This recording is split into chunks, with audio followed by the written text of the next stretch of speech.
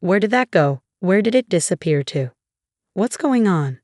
Well, while I was pondering the situation, my husband received a demotion at work because he seemed to be making more mistakes. He had never been particularly dedicated to his job, so the demotion didn't come as much of a surprise to him. However, his memory lapses became increasingly frequent, prompting us to visit the hospital for a checkup. Music. I initially thought it might be depression, but the diagnosis turned out to be early onset Alzheimer's. In simple terms, he was dealing with dementia. I had heard that even young individuals could develop the condition, but I was still shocked to learn my husband had it. My name is Katie Smith. 5 years have passed since then. I'm now 50 years old and my husband is 54. We didn't have children, so I continued working. My parents have passed away, but my husband's parents are still alive and well. They live in the countryside, not far from us. His parents are very kind, and when my husband was diagnosed with Alzheimer's, they offered to take him in and suggested I consider divorce. Music. However, my husband, who had always disliked living in the country, firmly opposed the idea. I chose not to pursue divorce solely because of his illness. We've been married for nearly 20 years, united by love, and not just by the vows of sickness and health. It didn't seem right to abandon him simply because he had fallen ill. Though my husband's memory lapses have increased, he can still lead a relatively normal life. Perhaps the medication he takes to manage the disease is working. It's not too bad because he can still function in many aspects of daily life, and he recognizes me. Although he occasionally doesn't respond to me, when he does, he behaves much like any other person. However, when I ask him specific questions, he often says he doesn't remember or isn't sure. His mistakes at work became more frequent, and he would sometimes become emotional when he struggled with paperwork. He once told me, "I'm thinking of leaving the company. Would you support me if I quit?" Unable to refuse my worried husband, I supported his decision, and he eventually left the company. He now spends most of his time at home, but he doesn't exhibit any problematic behavior while he's there. Sometimes he leaves things out or makes a mess in the kitchen. But since he isn't causing harm to others, it's within an acceptable range of behavior. My husband has been home ever since he left his job. I spoke with the doctor about arranging for someone to watch over him while I'm at work. The doctor reassured me that he still has the ability to recognize danger, so there's no immediate need for extra care. He mentioned that we would revisit the situation as the disease progresses. For now, the doctor advised me to remind my husband to lock the door when he goes out and to avoid going out alone. I was somewhat worried about whether he would be okay with these instructions, but he repeatedly insisted that he was fine being on his own and sometimes grew frustrated when I pressed the matter. "Stop nagging. I'm sick. You're just making me more confused with all this unnecessary talk. Show me some compassion." In the end, I had to give him some space because I couldn't manage his outbursts. 5 years before my husband was diagnosed at 40, I had been promoted to section manager. My salary increased, so even though my husband left his job, we didn't face any immediate financial strain.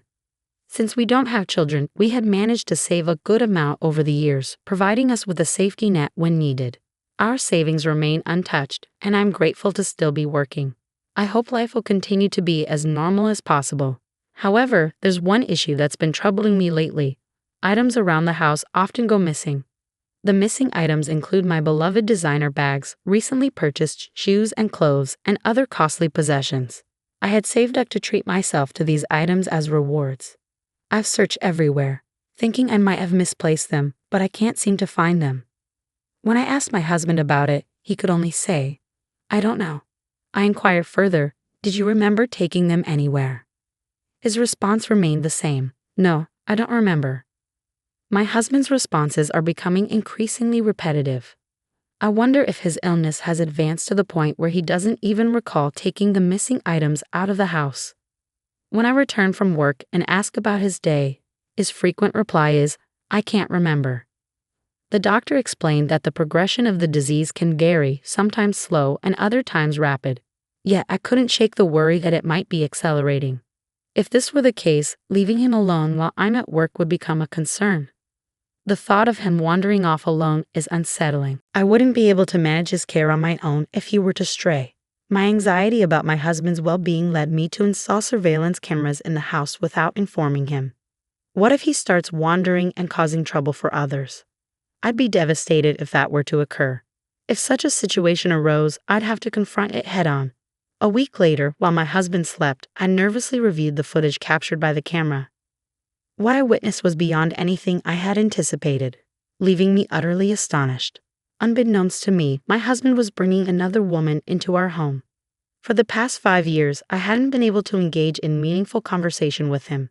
His responses to my questions were always vague, yet in the video he conversed with ease, free of any barriers. It was difficult to reconcile this with his dementia diagnosis. Furthermore, I was taken aback when I recognized the woman accompanying him. She was none other than the doctor who had diagnosed my husband with dementia. The very hospital where we had sought medical advice was affiliated with his former workplace. Was this some kind of twisted joke between my husband and the female doctor? Or could the dementia diagnosis be entirely fabricated? Are you sure she hasn't discovered the truth? Not in the slightest. Dementia is a handy excuse. I don't have to work, and I can easily claim I don't remember when it suits me. What a terrible man you are. Your wife is out working while you stay at home and bring your mistress here. You were the one who suggested it. When I told you I was tired of my job and wanted to leave, you said it was a good idea. I didn't think it would work so smoothly. The woman crossed her legs, laughing with my husband as they spoke. She's so full of herself. I'm not sure if she got promoted to section chief or something, but her salary keeps going up. She's definitely earning more than me and moving ahead. She probably thinks she's better than me, but thanks to her, we can enjoy moments like this. She's basically our ATM, so she needs to keep working hard. Didn't you say she's just your housekeeper now? Yep, she's both my housekeeper and ATM. I felt my mind go blank as the words on the screen echoed in my head. Oh, and Hannah, don't take too many things out of the house because my wife has noticed items missing. She suggested you take things out and just pretend they're gone. Well, I can always say I forgot due to my condition. Exactly, this illness is the perfect cover. Now I can coast through life without having to work anymore. So that's the reality of it. What have I been doing all this time, silently supporting him? For 5 years, I poured my energy into working tirelessly and managing the household, unaware of the truth. I felt foolish, like all my strength had been sapped from my body. Suddenly, uncontrollable laughter erupted from within me. I wondered if I was losing my mind. That's how overwhelmed I was, anger, sadness, frustration, and despair all mingling together. And the despair didn't stop there. When I checked my bank account, I found it drained to zero. Every penny I'd saved since our marriage had vanished. I felt utterly adrift. It felt like the world had ended. As the morning light seeped in, I found myself numb. My husband greeted the day with a carefree expression, and seeing him stirred a rage within my hollowed soul. Where's breakfast? I wanted to grab him by the collar and unleash every ounce of fury, but I managed to hold myself back. My husband still had no clue that I knew the truth. I struggled with the urge to confront him and demand an apology on the spot. But I was unsure of how to proceed. Even if I lashed out at him, I knew he would simply smile and say, "You found out, didn't you? What are your plans for today? What's going on? You've never asked me that before. I'm just curious about what you do at home all day. I wish I could work like you, but with my condition, I just end up causing trouble for others. I'm envious of your ability to work." I couldn't believe how brazen his words were. Given the evidence of his infidelity, I knew I could use it as grounds for seeking alimony and a divorce. But reflecting on the last 5 years brought me to tears. People who act so shamelessly often try to downplay their actions with excuses and implausible explanations. A few days passed as I contemplated my next steps. Just seeing my husband made me feel sick, but I held my composure. The camera remained in place. Unaware that I knew the truth, my husband continued bringing the doctor into our home while I was away. "Hey, did anyone come by today? I thought I smelled someone else." He responded, "Well, someone might have come by, but I don't really remember. Maybe it was a salesperson." "So how are you feeling? You seem to be doing better lately. Is the treatment helping?" "I don't think so. I feel like I've been getting more forgetful. The doctor told me the disease can be slowed down, but it can't be cured." "That's right. That doctor was quite attractive, wasn't she?" "Was she?" I can't seem to recall her face. I was almost impressed by how convincingly he kept up his act for so long. I couldn't just sit idly by, so I decided to visit my in-laws with a recorded video, without telling my husband. They have always been kind and thoughtful toward me, but they are my husband's parents, so I worried they might take his side. Mr. and Mrs. Smith, I'm sorry for reaching out unexpectedly, but I have something important to discuss with you. What's wrong? You look so worn out. What happened? Come on in. Are you hungry? I'll fix you something warm to eat. My mother-in-law's words almost brought me to tears. It was a relief to realize I had nothing to worry about. When my in-laws saw the video of my husband's affair with the female doctor, they immediately knelt down and apologized. Our foolish son. I'm so sorry, Katie. I truly apologize. Rather than blaming me, they cried and held my hands, causing me to cry as well. It felt as though all the tension I'd been holding onto melted away in that moment. While my anger at my husband remained, I was deeply moved to know I had their support. Something else that made me happy was a surprise offer for a promotion to a department head position.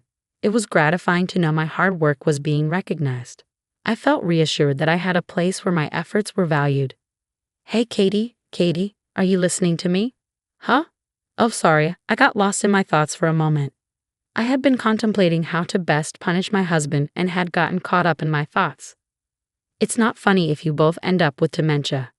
His words sparked an idea in my mind. Would you take care of me if I did end up with dementia? Forget it. I've got enough on my plate without taking care of you too. My husband looked at me in shock at my response. Since then, I've been trying to echo more of his previous words each day to make the scenario seem more convincing. Hey, what was I doing just now? I've been making so many mistakes at work lately. I seem to be forgetting things. I forgot how to use the washing machine and how to cook rice. My husband grew increasingly anxious. You're still working, but I'm grateful you're here. One day, I came home from work to find my husband gone. He left behind completed divorce papers and a note. I don't want to burden you any further, so I've decided to divorce you. Please don't try to find me, Ken. I knew he left because he believed I might have dementia. Moreover, I knew exactly where he had gone. My husband had rented an apartment to continue his relationship with a female doctor, as revealed in the hidden video. He told her, I'm getting a divorce. I can't be bothered taking care of her if she ends up with dementia. I've moved my savings to another account so I won't need to worry about my finances for a while, he said, laughing. He also provided her with his new apartment's location. I learned where she lived from their conversation, so I headed to her neighborhood. The female doctor was married and lived in a suburban home with her family. I immediately filed the divorce papers and sent an invoice for alimony and property division to my husband's newly rented apartment. Naturally, I also sent the female doctor a bill for alimony via certified mail. It seemed my husband received it, as he called me right away. What on earth is this, alimony? Yes, it's for your infidelity. What? Oh right, I sent it to that lady doctor as well. I imagine her husband has learned about it by now, and they must be facing difficulties. Along with the invoice I sent to the female doctor, I also forwarded the hidden camera footage to my husband. Her husband had the right to know what had happened. You sneaky, how did you find out? To be honest, I was surprised too. I couldn't believe it was all a lie. I thought you were losing your mind. You know I was just imitating you. You're so easy to fool, aren't you?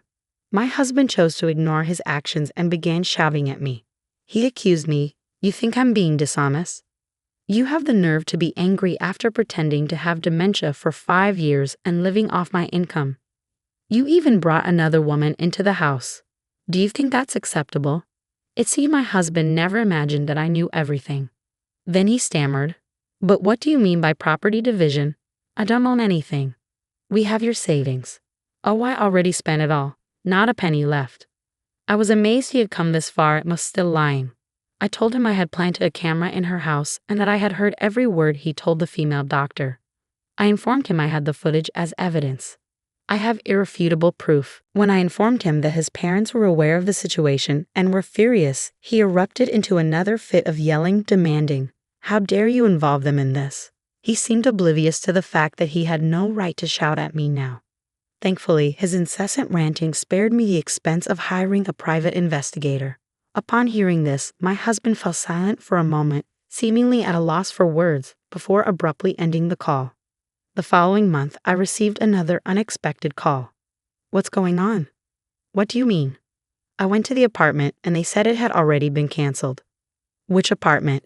The one we used to live in, obviously. I couldn't help but think to myself that you was the one who initiated the divorce proceedings, so I hadn't anticipated his return. When I told him that I had canceled the lease immediately after you left, he became angry and demanded to know why I hadn't informed him of my actions. I explained that, as he was unemployed, he could no longer be the tenant on the apartment lease. So when he quit his job, I changed the lease to my name. This gave me control over when to terminate the lease and decide where to move next. I ended up purchasing a condo, which I now call home. You bought it? Yes, using the alimony from you and your mistress, along with the savings I recovered. It's a small place, but it's my own haven. Really? Yes, so you won't be coming over. He seemed surprised by my response. You have a girlfriend, don't you? I already broke up with her. Her husband found out she was cheating and divorced her. She's been blamed at work for making a diagnostic error and is being sued by a patient. Both her husband and you are suing her for alimony, leaving her in significant debt. Really? Well, I decided I want to start over with you. That way, the alimony will be canceled and I can get the money back. I couldn't believe what I was hearing. Did he really think I would take him back? He was suggesting that we reconcile, implying that the alimony being pursued by her husband could be returned to me. I was almost tempted to ask him if he had lost his mind. You've got to be kidding. Why would I pay you anything? We're divorced. I never want to see you again. There's no chance I'm taking you back. With that, I hung up the phone and blocked all incoming calls from him. Apparently, my ex-husband then went to visit his parents. Little did he know that they had sold their house and moved into a retirement community. They told me he was shocked when he arrived at their house and saw it was up for sale, prompting him to reach out to them. With a lawyer handling the collection of property division and alimony payments, my ex-husband was left with little money in his pocket. Unable to secure a new job and unable to pay his rent, he was evicted from his apartment and had nowhere to go. He must have turned to his parents for help. Anticipating this, they had moved out, knowing that if he returned, they might struggle to remove him again. They told me they would have felt sorry for me if he had tried to move back in with them. I heard he now works as a live-in employee at a factory, but he's too lazy to work much, resulting in daily scoldings and even beatings from younger employees. He has reached out to his parents several times for assistance, but they have consistently refused him. Months have passed since the divorce, and I continue to stay in touch with his parents. They remain concerned for my well-being and have become like my own parents. I plan to maintain a close relationship with them, and if they ever need assistance, I'll be there for them. I've recently been promoted to department manager and my salary has gone up. I'm committed to working hard and am thoroughly enjoying my peaceful life on my own.